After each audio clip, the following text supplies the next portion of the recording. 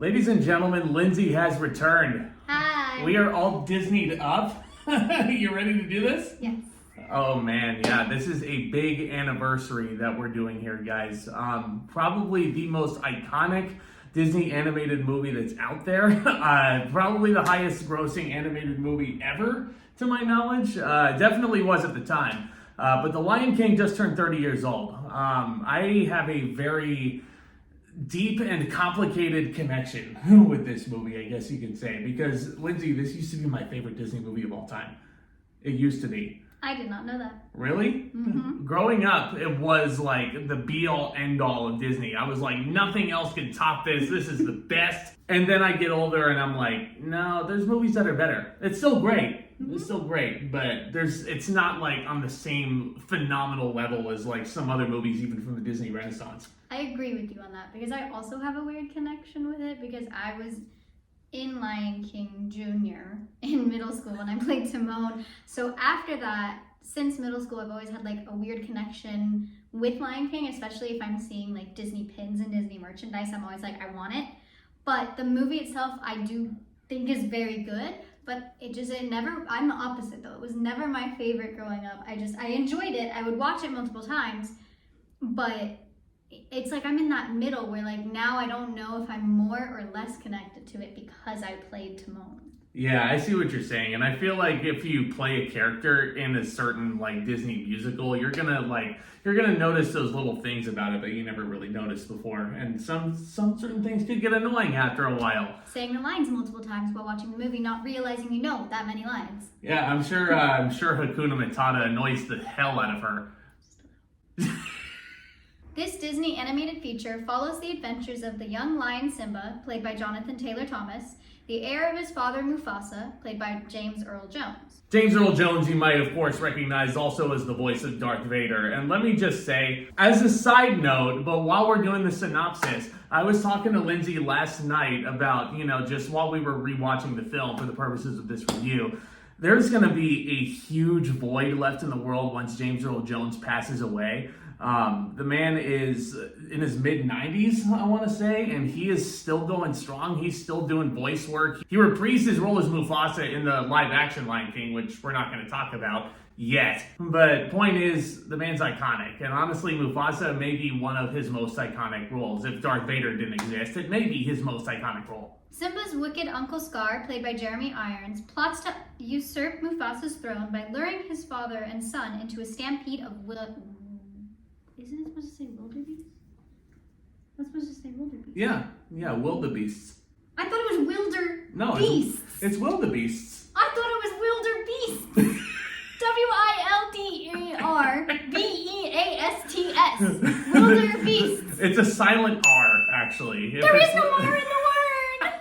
And it's beasts, like with two E's. But Simba escapes, and only Mufasa is killed. Simba returns as an adult, played by Matthew Broderick, to take back his homeland from Scar with the help of his friends Timon, played by Nathan Lane, and Pumbaa, played by Ernie Sabella. Yeah, that's as if you didn't know the plot of Lion King already. Lindsay did a wonderful job just recapping the whole movie.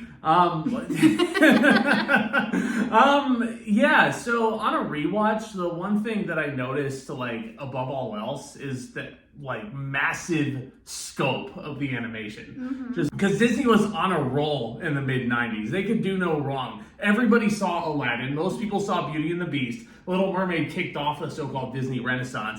But The Lion King was the one that really put them over the top if those titles did not. And it's hard not to see why, because all these characters are super colorful. The movie looks gigantic. They captured this atmosphere of Africa beautifully, I thought. And I feel like they captured each little tidbit of the setting just right. I don't know why, but the color jumped out at me of like the color palette, I guess, of what they used. It's a little brighter than other films they have now, even with similar like plots where it's like it's not an action film, but it's not a fairy tale princess thing. Like that in the middle tends to be more bright, and I don't know why that's what I noticed, but that's what I ended up noticing. I also noticed that I remembered the movie way more than I thought. Coming from a Timon alumni over here and someone who's actually been in the stage production. Now, I'm actually I'm gonna put you I'm gonna ask you a question real quick. As one of the biggest Elton John fans that I know, these songs probably hit a different note for you, huh? I forgot about that part. Oh, she forgot Elton John did the songs. Oh no. I'm not that big of an Elton John fan. I just like the song. You're constantly telling me to go and rewatch his big farewell concert Because at it's Dodger really Stadium. good. Yeah, because it's on Disney Plus. If you haven't seen that Elton John farewell tour, it's on Disney Plus, just like the Taylor Swift Eras tour is, which we have reviewed together. No, but honestly, the music of this just really amplifies the epic scope of The Lion King, I feel like. Every single song is memorable. There isn't one stinker, I don't think, even though there are some people who may be annoyed by some of the songs. Just Can't Wait to Be King. I see why some people would be annoyed by it. I think it's a jam. I think it's really fun, if I'm being completely honest. That song was shorter than I thought. It is, yeah. Than I remember. Because I remember it being this long thing. And I've listened to it on Disney playlists and stuff. So that could also be why. Maybe I'm just used to it. But I was looking at it and then I was like, oh, the song's over. I thought there was a whole other verse. And I was ready to sing it. But there was no verse. It was a quick little segue. It just cuts to a bridge and then you're done. Mm-hmm. What's your favorite song, would you say? Do you have one? One that's not in this film. Wait.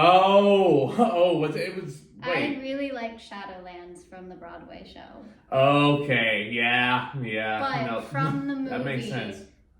Can You Feel the Love Tonight is such a classic that it's just so fun. And I really like the harmonies that they add into it, both live and a little bit in the backtracking you can hear. So that's really fun. It is very sweet. I'm surprised you didn't say Hakuna Matata, seeing as how much you know it. Nope. I'm done with that song. Well, no worries for the rest of your days, right? She's done. She doesn't want to record anymore. Well, I'll tell you what. My favorite songs are two that we haven't really touched on yet. Circle of Life, I feel like, is a perfect, okay, this is what The Lion King is all about, guys. This is what Mufasa is trying to teach his son. We're all a part of this really intricate circle of life, and I feel like that song and those lyrics especially, wow. And the orchestrations by Hans Zimmer as well. Not enough people talk about Hans Zimmer in this movie. He was, on another level. Fun fact about that song. Yeah. In the beginning of the song, when it's in a different language, I forget what language it is particularly, but in that location of Africa, there are 3 different languages that they speak all at the same time, so it's very intertwined. And so in the live action, it's different. In Broadway, it's different. In this film, it's different. So there's 3 different, beginning of it. I learned it as Ingwinama Nangwinama Bala, but there are 2 other versions because there's 3 different languages that are intertwined and used interchangeably. So if you watch any of the versions, you can compare them, but I guess they're all different. I understood all of those lyrics, by the way. Yeah, I'm very fluent. But, how can you touch Be Prepared, though? That one's so good. That is such a badass villain song that I cannot believe I haven't used for an audition yet. Haven't used Be Prepared for an audition ever. And we can look at him real quick. Yeah, there he is. Zoom in on that shirt, editing. Scar, there he is. Probably one of the most fun, one of the more memorable Disney villains that's out there, but in my opinion, not the best villain. Because, when you meet Scar in the first half and his evil plan, it's very understandable. This is based off of Hamlet. Scar is pretty much your Claudius, except it's Disney, so he can't exactly marry his sister-in-law, because that is just ill. But I feel like once he does get the power, once he does kill his brother, his interest level just takes a huge plunge for me. I have a question about this character. Yeah. Did he get his name before he got his scar? After he's got a scar, was he born with the scar, so he was named Scar? I need to know this. Well, see, usually, you don't get scars when you're born. But it could have been, a birthmark, but it's a scar. Or they didn't name... The things we think about. I don't know. Well, I feel like this, to that point, Scar has to be a nickname then. Probably. Because, I have a little scar on my lower lip right here, and I didn't get that the day I was born, at least to my knowledge. I'm going to call you Scar now. Whatever. But I feel like Jeremy Irons was also just a wonderful choice to voice him. He was the perfect balance of elegance, cowardice, And there's another adjective that I'm looking for right now, but just like devious. There you go. I think he was the perfect balance of the three there. But not the best villain, honestly. Like I don't think he's nearly as interesting as Gaston was. I think he's more fun than Jafar. I mean, who can forget his little scene with Zazu after he gets his power and Zazu starts singing him. Yeah, but that's like right around the point where he loses interest for me as a character, because it's almost like, I'm sure a bunch of YouTubers have described this, but imagine if Maleficent in Sleeping Beauty, once she got her way, she suddenly started taunting the heroes. You know, she probably wouldn't have been as threatening or as interesting. You know what I mean? It's, I don't know. I mean, if Scar is your favorite Disney villain, he was my favorite Disney villain for a long time. I understand if he still is, but I definitely start noticing once I take off the rose-colored glasses that The Lion King has some issues. I think it does. And it pains me to say this. The message is great.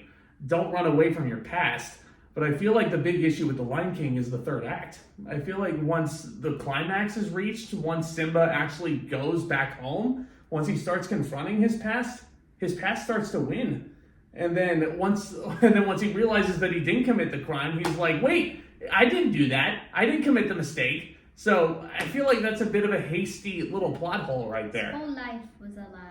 Yeah, he was living a lie pretty much his entire childhood up through his teenage years, and we actually do see the evolution there. It's one of the saddest Disney deaths and scenes, because his uncle tells him, hey, instead of being an uncle and being like, wow, that like really sucks, even though I killed your father, you know, that sucks for you, goodbye, not gonna care.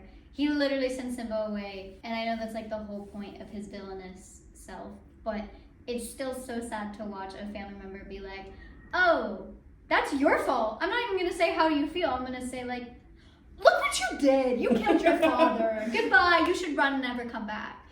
Well, and it's even more traumatizing if you're a kid watching this, because unlike other Disney deaths, you actually see the body. It's so sad. You see him tear up. You see him see the body. He tries to wake it, like going like this and nudging him, and Mufasa does not wake up, obviously. No. And it's really sad. And then he just sits there with his father, and it's really sad. Yeah, Jonathan Taylor Thomas, I think, really did sell those moments as young Simba. He gets a good chunk of the movie to really like hone in on the role and hone in on what makes the character tick. Then Matthew Broderick takes over once he meets Timon and Pumbaa. And those of you who've been with me for a long time, I'm a Matthew Broderick defender. He was Ferris Bueller, so like I'll have a soft spot for him. But if you were to sit here and tell me that he's not the most memorable part of The Lion King, you'd be right. He's not. But in that case, I think he does fine with the material he's given. Jonathan Taylor Thomas, like, never gets enough credit, I don't think. I wonder what he's up to now. Like, he was a young kid when he was doing it. Like, I'm really, really curious. I'm going cold. I didn't do a lot of research about,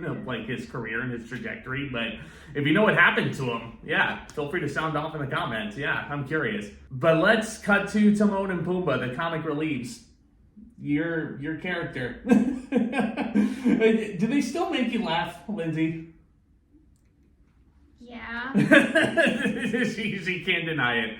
She can't deny it. And I've said it time and time again. I just reviewed The Birdcage not too long ago. Nathan Lane is a gem. The world does not deserve Nathan Lane. He is so freaking funny in everything he does. I think as a diversion, especially during that third act, oh man, he got to really practice those improv chops, I think. Like, because honestly, I don't know how much of that was scripted for Nathan Lane. It's kind of hard to tell, because it could be either way with a lot of the scenes. It could be. And a lot of the dialogue. And I feel like if it's improv, it could also possibly be where it's just on top of the script instead of his own scene, like what like Olaf does in Frozen with Josh Gad, just having a whole scene of like improv.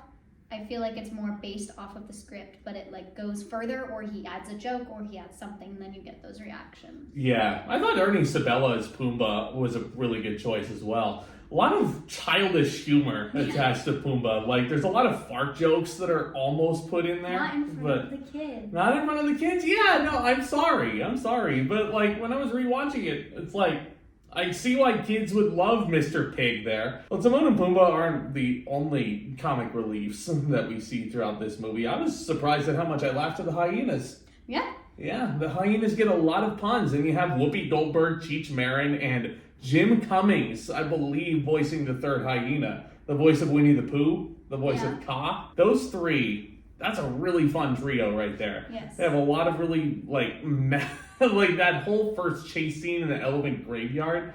So many lion puns. I want a cub sandwich. Would you like a cub sandwich? I can't remember the first joke they had, but the last one they had was, hey, did we order our dinner to go? No. Why? Because it's running away! Or because there it goes, or whatever that line was. Hey, you hear that? You come back, we'll kill ya! Zazu also has a lot of great comedic one-liners thrown in there, and just he seems like just the dad and the chaperone that does not want to be on the trip with these kids. Definitely. Just make sure they don't get into any trouble, Zazu. Especially in Just Can't Wait to Be King, the one line that always stands out to me for some reason is, not yet! I mean, just great chemistry with everybody involved. James Earl Jones and Jeremy Irons together, I cannot tell you how many times I've rewatched that opening scene between Mufasa and Scar, that opening argument. I could quote that till the cows come home. I watched that so much as a kid. I didn't even want to get to the death scene half the time. That's probably why I shut it off around around the end of the first act a lot of times when I was a little boy. But just fantastic dialogue. Well, I mean, do you have any overall issues with Lion King? Just thinking about it? Not really. I can't really think of any. I probably brought one up last night, but I really don't know. It's one of the Disney movies of all time. That's Lindsay's review right there. I mean, other than the third act coming off pretty hasty to me, and the overall message of the movie kind of getting jumbled in the hastiness of how the third act was handled. Because here's my thing. Because the movie was presented as this big epic adventure, and then once the ending comes, everything just feels like, oh, it's Disney. The kid's attention span is very short. We got to wrap this up soon. I kind of wanted a little bit more time for it to develop a little bit. It is a little short in ways like that. I mean, it works, but yeah, I can see that too. For a movie that is so Shakespearean in nature, it's based off of Shakespeare's most famous play ever. You don't exactly get to the meat of the Hamlet story until Mufasa dies. But, him seeing the vision of Mufasa in the sky, him basically telling his son, remember who you are, this iconic visual that is still ingrained in my mind to this very day. Him getting together with his childhood best friend in Nala, who's based off of Ophelia. Nala doesn't go crazy like Ophelia does. Timon and Pumbaa being based off of Rosencrantz and Guildenstern, obviously. I really wish that this movie didn't rush to that conclusion right away, but I think it's still a marvelous Disney movie that I'm going to give a solid A to. Lindsay, what would you say? Either an A or an A minus. All right. Somewhere in the middle. Somewhere in the middle there. All right. So right about the 92 range on Rotten Tomatoes if you're going by the school grading by the guidelines there. Those are our thoughts on The Lion King. Happy 30th anniversary to probably one of, if not the most culturally significant Disney movies that's out there. Hit that subscribe button if you've stumbled upon this channel for the first time. If you liked what you saw today, hit that thumbs up as well. We would love that. And I think we can also tell them, because the Mufasa prequel is coming out, Lindsay, being the Disney genius, had the idea to not just talk about the original Lion King for the 30th anniversary, might as well just throw in all the other Lion King movies, which does include the remake, which is the exact same movie, literally, just CGI weird cat looks, Lindsay... Why do you make me sit through that again? I still haven't watched it, so... I refuse. This should be interesting. This should be interesting then. Oh boy. I'm going to force her to watch that. I've seen clips, but I haven't watched the whole thing. I'm going to force her to watch it. Just like I'm forcing you to watch Lion King 1.5. Yeah, well, I haven't... The best Lion King movie. What? I haven't seen that since I was 7, man. It's just really funny. That's all. It's more about the humor and just. Yeah. It's a fun escape from the rest of the movies. That's why I like it. Yeah, well, I mean, like, all the, like, while we're on this, like, this original Lion King was based off of Hamlet. Mm-hmm. I actually like how they sort of keep a Shakespearean theme going through all of them. Because Lion King 2, which we're also going to talk about, Simba's Pride, it was based off of Romeo and Juliet. It should be, frankly, obvious if you look at the movie. And then Lion King 1.5, it's not a Shakespearean play, but it's a spin-off of Shakespearean characters. Rosencrantz and Guildenstern are dead. Giggles. It is. It's fun. It's funny. Yeah, we'll go ahead and talk about it. And to give more light on the, like, they're not really side characters. Like, the supporting characters. They're sidekicks. They're comedic sidekicks. Yeah. But yeah, hit that subscribe button if you want to see more from us. Mufasa the Lion King doesn't come out until December, so we got a lot of time to talk about those. And let us know as well, is The Lion King your favorite Disney animated movie? I know we've rambled on and on about what our favorite Disney animated movies are. I totally understand if this movie is top of your list. It's the top of a lot of people's lists. It's just not the top of mine, and that's what's great about movies, I think. It's like, we can all have our own opinions. So guys, if you haven't already, thank you so much again for watching. Commence that back talk.